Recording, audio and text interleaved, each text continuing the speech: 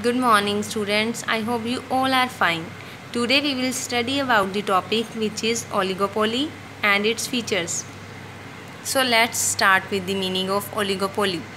Firstly, oligopoly is the combination of two words, that is oligo, which means few, and poly, which means seller. In this market there are few sellers. An oligopoly is a market in which there are few sellers selling homogeneous or differentiated products. Few sellers हैं जो sell कर रहे हैं same products भी और different products भी. If the market sell homogeneous product, it is called the pure or homogeneous and also perfect oligopoly. And if the market sells heterogeneous products, we call it heterogeneous oligopoly or imperfect oligopoly also.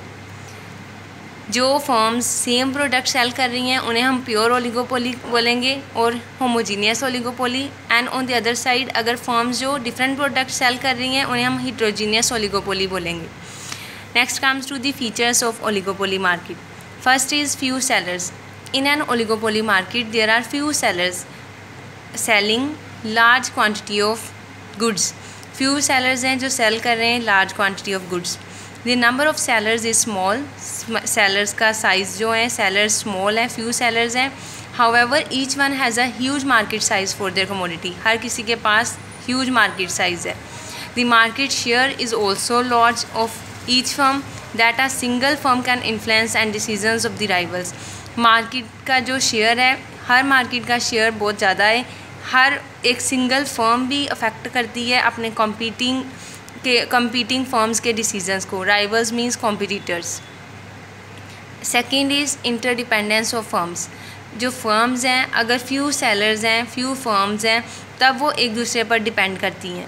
Interdependence of firms due to existence of few firms, क्योंकि oligopoly market में few firms ही हैं with large market share. The firms are in acute competition with each other. Few firms हैं उनका large market share है, वो एक दूसरे के साथ बहुत ज़्यादा कंपटीशन करती हैं. Each firms action with respect to the price, output, marketing strategies are closely monitored by the other firms. Her firm क्या एक्टिविटीज़ परफॉर्म कर रहा है, कौन सा प्राइस वो चार्ज कर रहे हैं अपने प्रोडक्ट्स पर, क्या रिजल्ट्स आ रहे हैं, मार्केटिंग स्ट्रैटेजीज़ के कौन से मेथड्स टेक्निक्स यूज़ कर रहे हैं प्रोडक्शन के लिए, वो क्लोजली मॉनिटर किया जाता है, अदर फर्म्स करते हैं. The firms react instantly to the decisions of their competitors. The price competition is not a major form of competition among the oligopolists. Price competition एक मेजर फॉर्म नहीं है. अगर different products firms produce कर रही हैं तो price competition नहीं होगा.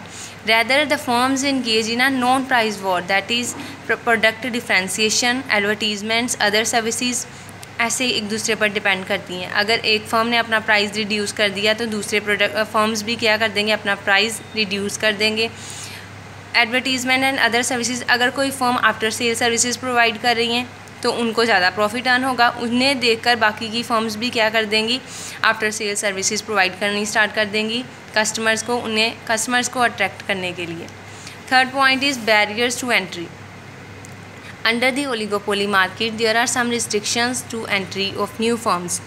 Existence of economies of scale, need for lump investments, consumers' loyalty to a particular brand, price cutting strategies by the existing firms, control over raw materials prevent new firms from entering the market. कुछ reasons हैं, जैसे पहले की जो firms हैं वो अच्छा profit earn कर रही हैं, कस्टमर सिर्फ उन्हीं के पास जाते हैं, तब भी न्यू फर्म्स एंटर नहीं हो पाएंगी. अगर ओलिगोपोली मार्केट में ह्यूज कैपिटल चाहिए इन्वेस्ट करने के लिए तब भी न्यू फर्म्स नहीं आ पाएंगी. एंड कुछ प्राइस कटिंग स्ट्रैटेजीज़ हैं एग्जिस्टिंग फर्म्स फॉलो करते हैं, एंड कंट्रोल है उनका रॉ मटेरियल्स पर जिनकी वजह से न्यू फर्म्स एंटर नहीं कर पाएंगी. Fourth point is interdeterminateness of the demand curve. This is another important feature of the oligopoly. Price and output are interdeterminate in an oligopoly market. Price कितना charge करना है और क्या रिजल्ट्स अचीव करने हैं वो डिसाइड नहीं होता ओलिगोपोली मार्केट में, अनक्लियर होता है. The price is sometimes sticky और स्टेबल. प्राइस कई बार सेम ही रहता है, कांस्टेंट रहता है. This is because oligopoly firm will not be able to predict the reactions of its rivals. क्योंकि ओलिगोपोली फर्म कई बार प्रिडिक्ट नहीं कर पाती अपने कॉम्पिटिटर्स के रिएक्शंस को, पहले से फोरकास्ट नहीं कर पाती। दस the demand curve is not definite and can not be easily determined, इसलिए डिमांड कितनी होनी है प्रोडक्ट्स की वो हमें क्लियर नहीं होता। It constantly keeps shifting in response to the reactions of the rivals, कई बार डिमांड बहुत ज़्यादा हो जाती है, कई बार बहुत कम हो जाती है, वो डिपेंड करती है रिएक्शंस किनके, कॉम्पिटिटर्स के रिएक्शंस पर। फिफ्थ पॉइंट ऐड करना है सेलिंग कोस्ट।